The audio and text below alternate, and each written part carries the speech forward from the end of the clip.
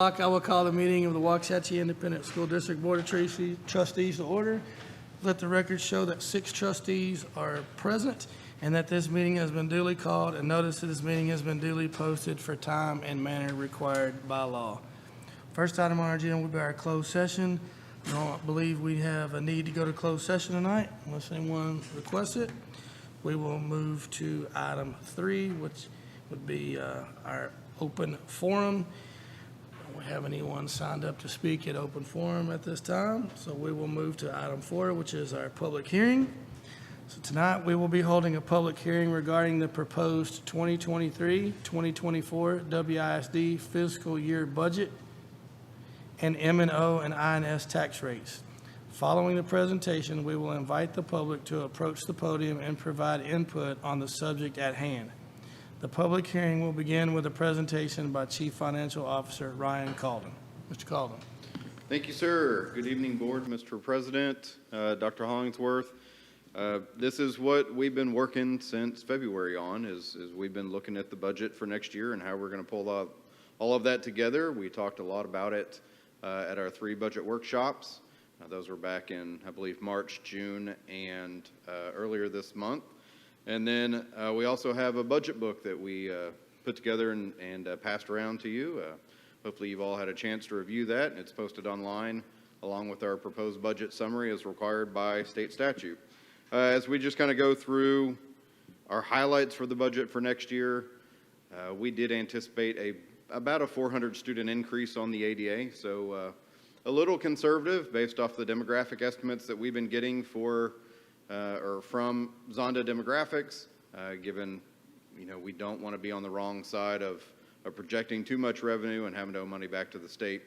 Budgeted revenues for next year in the general fund, $119.3 million. Budgeted expenditures, $118.3 million. There is a $1 million surplus that was with your leadership and your example. Those were the recommendations that you had for us, or the criteria for the budget for next year, is make sure that we were adding money into fund balance and being good stewards.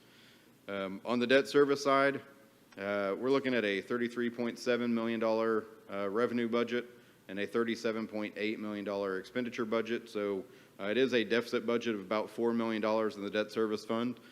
Again, you will remember that this year we were looking at paying off some debt early, but with the passage of those bonds in May, it actually created a greater financial benefit to our taxpayers to pay that debt off early. And so we will be retiring a significant amount of debt with our new debt service schedule going forward that will help save interest costs to taxpayers well and above what it would have saved them to pay off existing debt with about 3 years remaining in maturity. So that is a planned deficit within the debt service fund. And then on the child nutrition fund, about $5.1 million of revenues and expenditures. There is a minor deficit budgeted right now of about $61,000, but know that as we go through this school year and we start seeing actual meals served and revenue coming in, that those expenditures will be adjusted downwards to meet the revenue. If revenue does meet this expectation, if it exceeds this expectation, then we will expenditures will continue to match that revenue. So I do anticipate at the end of the year a balanced fund within child nutrition because it is generally based off of the actual meal served.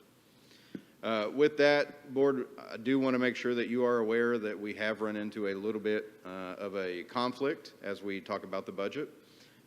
It took us a little longer to get the approvals from TEA this year to go ahead and proceed with our tax rate, and there is a singular form that you use to make notice of budget and tax rate.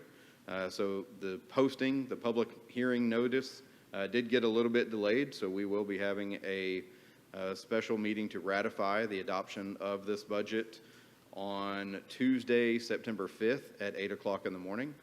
So we're going ahead and getting that budget in force right now for the start of the fiscal year, but just to make sure that we've got belts and suspenders is the method upon recommendation from my general counsel. So we will come back and we will ratify that opening budget on September 5th at 8 o'clock in the morning. Also, we will talk a little bit about tax rates. These are not rates that we are looking to adopt tonight. We are going to wait. Those do not need to be adopted until the 30th of September or before October 1st. So we will come back at our regular September meeting and adopt tax rates. But wanted to just remind you that overall the tax rate is projected to decrease over 15.5 cents from what it was in 22-23 to 23-24. So we're looking at a total rate of $1.1704. Again, we will look at adopting those at our regular meeting on September 18th. And just to show the tax rate trend, we hit a high of $1.5539 in the 2015-16 school year. You may remember that was the $125 million bond proposal for the construction of Waxahachie High School, along with some renovation work at Turner and at Finley. So at that time, we hit a total tax rate high of $1.5539, and you can see the steady downward or steady reduction in that tax rate to the proposed $1.1704 for the 23-24 school year. With that concludes my remarks from the public hearing. At this time, are there any individuals that wish to speak concerning the proposed 2023-2024 WISD fiscal year budget and M&O and INS tax rates? Going once, twice. Okay, we will now close the public hearing portion of the meeting. Okay, our next item on our agenda is our consent agenda, where we have items A through E to consider.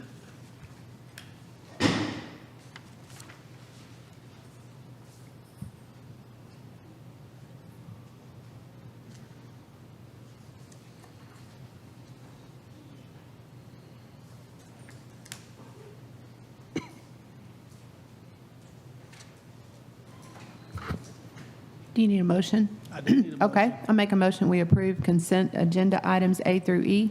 Second. A motion by Mrs. Starnetter, a second by Mr. Rogers. Any other discussion? All in favor, say aye. Aye. All opposed, say nay. Motion carries 6-0. Okay, moving on to action items. Action item A would be consideration with possible action to approve Board Policy Update 121 with changes affecting Waxahachie ISD Local Policy CFB, CKE, CLB, CRE, CVA, CVB, DEA, FD, and FFI, and additional changes to Waxahachie ISD Local Policies DEC and EIC. Are there any letters I left out of the alphabet, Mr. Thank you, Mr. President. Excellent job. This is the update that we discussed at your last meeting on August 14th. There are no substantive changes within the ones recommended within Update 121. We do anticipate more substantive changes coming with Update 122 later this fall, because that will address the changes made by the Texas Legislature this past session. We do urge your approval of the 8 policy changes, which are primarily just formulaic changes within Update 121, and then our 2 local changes, DEC, which will allow more employees the opportunity to obtain the retirement benefit at the end of their distinguished service with Waxahachie ISD, and change to EIC, which will help us in the event of a tiebreaker, but one that we did see this past year for valedictorian would help us break that tie. We urge approval tonight of these changes. Sorry, any questions for Mr. Allenstein? Okay, at this time I entertain a motion to approve action item A as presented. So moved. Motion by Mrs. Timmerman, Second. second by Mr. Rogers. Any other discussion? All in favor say aye. Aye. All opposed say nay. Motion carries 6-0. Thank you. Moving on to action item B would be consideration with possible action to approve the final budget amendments to the 2022-2023 budgets. Mr. Calder. Thanks, sir. At the end of every fiscal year, Board, we go through and we amend the budget one final time for all of the activities that we may not have known about originally, but as we do record our expenditures by function, there is the need to go in and make these final amendments. So we'll start in the Capital Projects Fund, which is on page 65 of your packet. It is reflective of bond sale earlier this month. So you'll see $201 million of revenue in the capital projects fund and about $25 million of expenditures. Those were previously unknown until about May, so that's kind of where those are coming from. On the debt service side, which is on page 68. Oh, sorry, this is the child nutrition side on Fund 60, or page 68.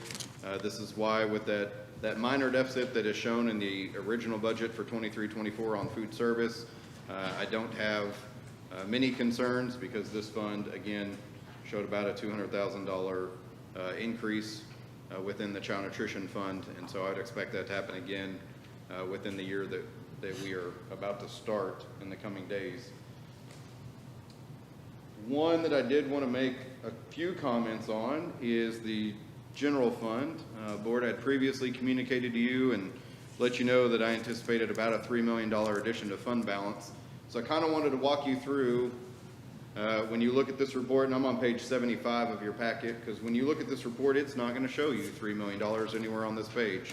So I did kind of want to walk through a little bit of where I'm getting at. So that first column that says 22-23 FYTD activity, that's fiscal year to date activity.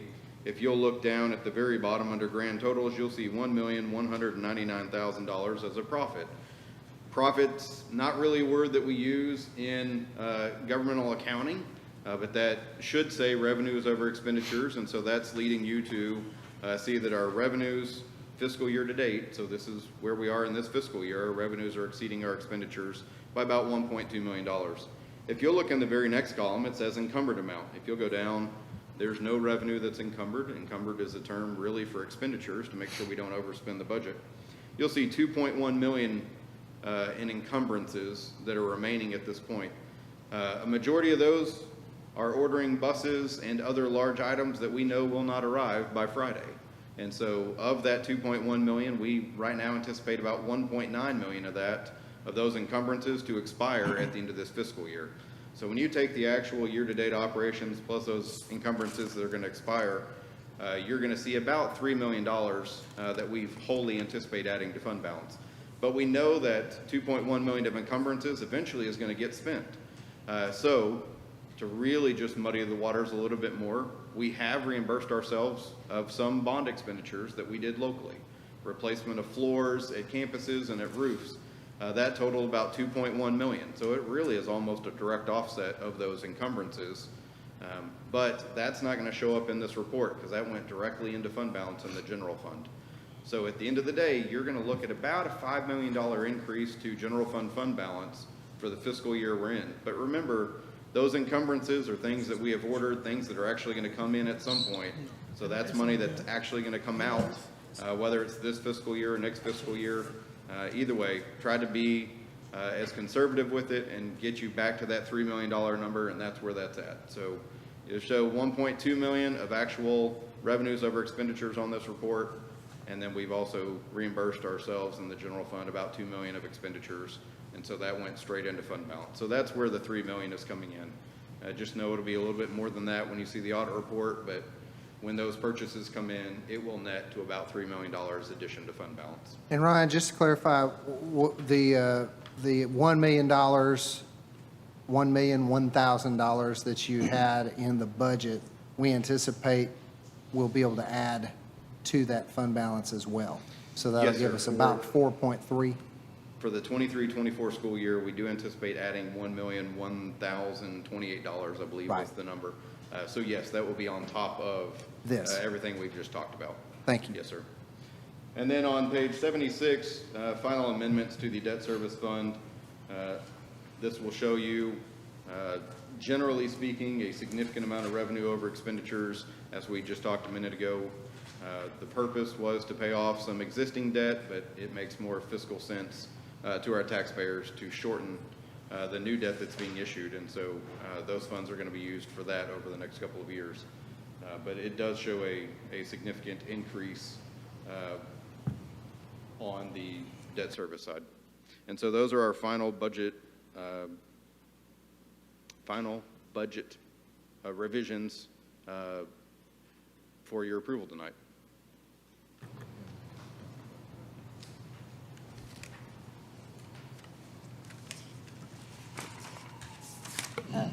Holden, I have a question. I don't know if it's supposed to be in here or not, but I can't find any statement about if we were to receive income from the state legislature. Yes, ma'am. Is that in here and I'm not seeing it? So that is a really good question, and it was actually one of your consent items. The compensation plan, Ms. Kriegel, on page 24 is the compensation plan, and specifically to your point, the very last paragraph on that does point to any changes by the legislature in funding. In the middle of the fiscal year, we do reserve the right to go back and amend compensation schedules. Okay. And so that's where that is. That's in that was a consent item. Okay, thank you very Yes, much. ma'am. This $3.3 million basically was what we talked about at a previous meeting, right? That was generated from CTE and SPED, am I Yes, sir. correct? From additional revenues and, yes, sir. So I'm going to restate my position last time. I'm going to have a very difficult time supporting this by taking it strictly out of the general fund and putting it in a fund balance without designating some of it to the programs that generated the income. Yes, sir. And we're still working on a plan to make sure that we account for those appropriately. Was the 1.9 the only thing for the buses, the only thing we had to encumber? No, sir, there are other things in there. There's a significant purchase of HVAC equipment at a couple of different locations. Specifically, high school would be one that the board just approved, and that was to the tune of, $130-something thousand. There are some other ones that are in the queue right now of outstanding encumbrances, but school buses are a significant portion of it. We've ordered about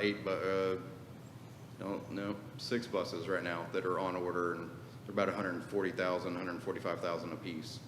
So we have the betterment of almost $800,000 just in buses on order, almost $1 million. I have a question. When we talk about reimbursement of bond expenditures,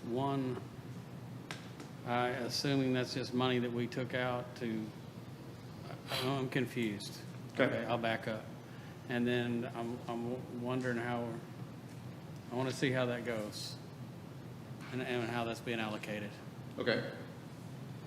So those bond expenditures are Proposition C items that were on our listing of things to do, but for one reason or another, the district committed to go ahead and doing them ahead of time before knowing of the passage of the bond.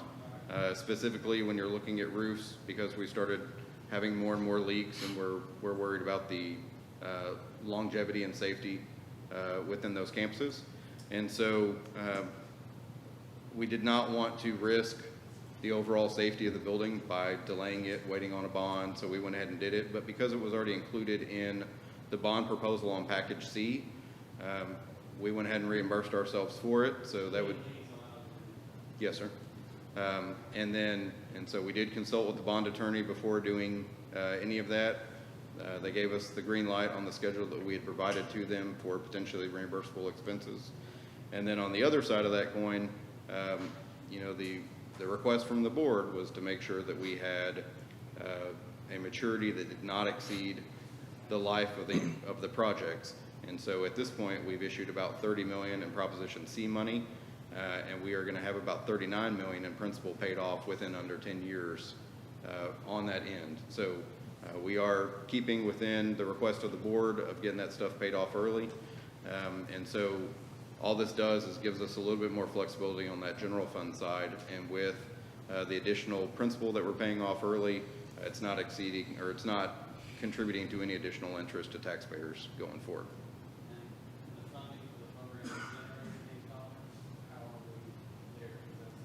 So that's...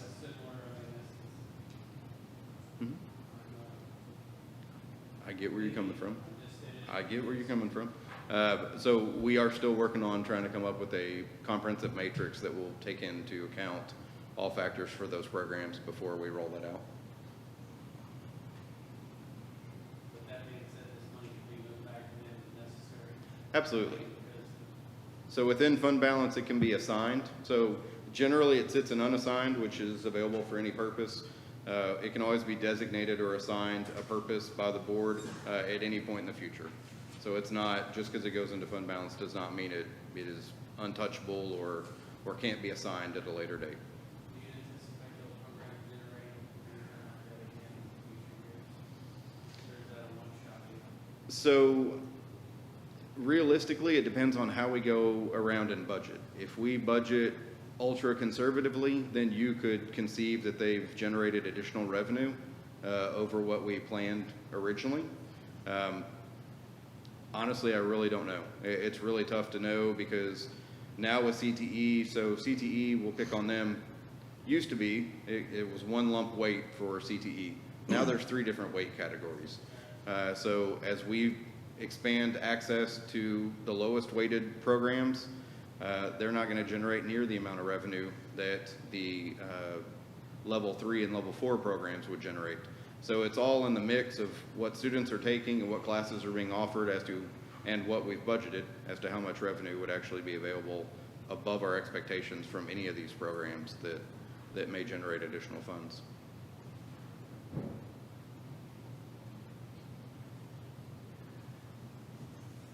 Any other questions for Mr. Call?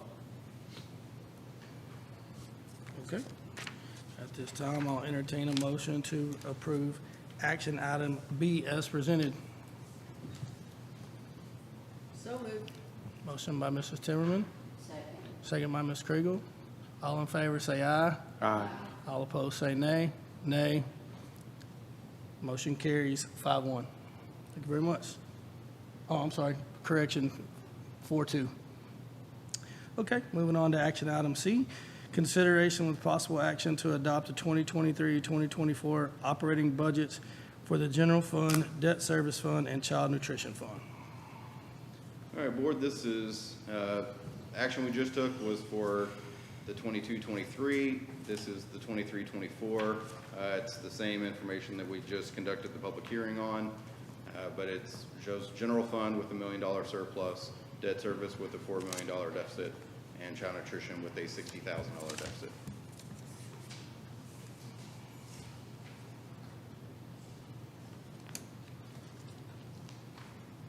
Any questions on action item C for Mr. Collins? Okay, at this time, I'll entertain a motion to approve action item C as presented. So moved. Motion by Mr. Starnader, Second. second by Mr. Rogers. Any other discussion? All in favor, say aye. Aye. All opposed, say nay. Motion carries 6-0.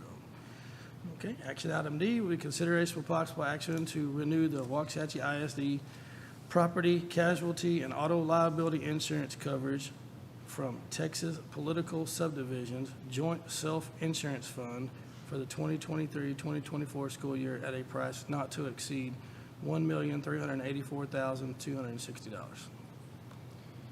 Board, this is the same fund that we've been using for, this will be our 3rd year with them. We did do a RFP solicitation 3 years ago. We had one respondent and one respondent that sent a no bid, if you will, saying that they were not accepting new clients at that time. It's my understanding that they have not started accepting additional clients. They've been hit extremely hard with the weather, the wind storms up in this area, flooding and hurricanes down along the coast, and then they were hit really hard with the winter storm Uri. So it's my understanding that they're not accepting new customers at this point. That being said, it is about a 30% increase. Most of that increase is driven by the reinsurance rates. So the actual coverage within the pool, we boosted our coverage amounts about 4% amongst our covered properties to try to give ourselves a little bit more coverage. It is a pool coverage, so it takes the value of all of our properties, all of our covered values within any one occurrence, and that would be the limit of our coverage amounts. But this is not unheard of with our neighboring districts either. Insurance has been hit really hard with the recent storms, say the last 3-4 years, and the claims that are coming from those. So it is recommended that we approve this coverage. I have a question. What Yes, if sir. we'd had no respondents? then we would really be trying to get in a creative bind. on doing some sort of self-insurance fund on our own. You don't have enough money to do it. Which would not be something I'd be super comfortable with, given where the claims have You don't been. have enough money. But, you know, hopefully it doesn't get to that point, but that's kind of, that would be my initial bucket response would be, yeah, we'd be on our own to try to provide our own coverage. We just, I will add that this is industry-wide, and this is, if y'all haven't seen us on your auto and homes, you're fixing to. I had the fourth carrier in the last 90 days pull out of the state on new business today on a deal, and that these governmental reinsurance funds and group policy holders like this, they are groups with government entities that are contributing, they really can't pull out and not have a no respondent without some government intervention. But my advice is to send them a check, or hopefully, maybe you already did it, hopefully we approve it, because it's, We haven't yet. At the It's conclusion ugly. of this meeting, assuming this is approved, we will yeah, be sending them a get it check. post-dated, get it postmarked. any other questions, Mr. Gold? Okay, I'll entertain a motion to approve action item D as presented. So moved. Motion by Mr. Schofield. Second by Ms. Starnader. Any other discussion? All in favor, say aye. Aye. All opposed, say nay. Motion carries 6-0. Okay, our last action item E, consideration with possible approval of workers' compensation insurance coverage from Texas Political Subdivision's Joint Self-Insurance Fund for the 2023-2024 school year at a price not to exceed $344,120. Board, this one's a little bit more stable. We're not seeing near the rate increases on this end. The biggest increase we're seeing is directly tied to payroll. As we increase our payroll expenditures, the quote on this goes up for workers' compensation. The fund itself is not seeing huge rate increases within workers' compensation, so we felt pretty good about this being stable. At the same time that we did the property casualty quote 3 years ago, or solicitation 3 years ago, we put workers' compensation out for the same, at the same time, and we did, on that one, we actually did get 2 responses. This one, by far and away, was the more economical response. We've had a good coverage period with them for the 2 years that we've been with them. It's recommendation that we continue with the TPS, Joint Self-Insurance Fund. Have you ever looked at Texas Mutual on these? Did they respond to you? No, sir, they did not respond. Did you send them information? We did not have specific interest from them to send anything to them. We just put it in the paper and put it on the website. In the future, I'd recommend a large commercial agent and submit it to them. The amount of dividends they pay on theirs and they would write this would be sizable. Okay. But you won't be able to just get it out of the paper. You're gonna have to actually call an Absolutely. agent. We will do that. Any other questions? Okay. Entertain a motion to approve action item E as presented. So moved. So Second. motion by Mrs. Kriegel, second by Mr. Rogers. Any other discussion? All in favor, say aye. Aye. Opposed, say nay. Motion carries 6-0, and I need a motion to adjourn. Thank you, Board. Motion by Mrs. Timmerman, second by Ms. Kriegel. All in favor, say aye. Opposed, say nay. Motion carries 6-0. Thank you very much.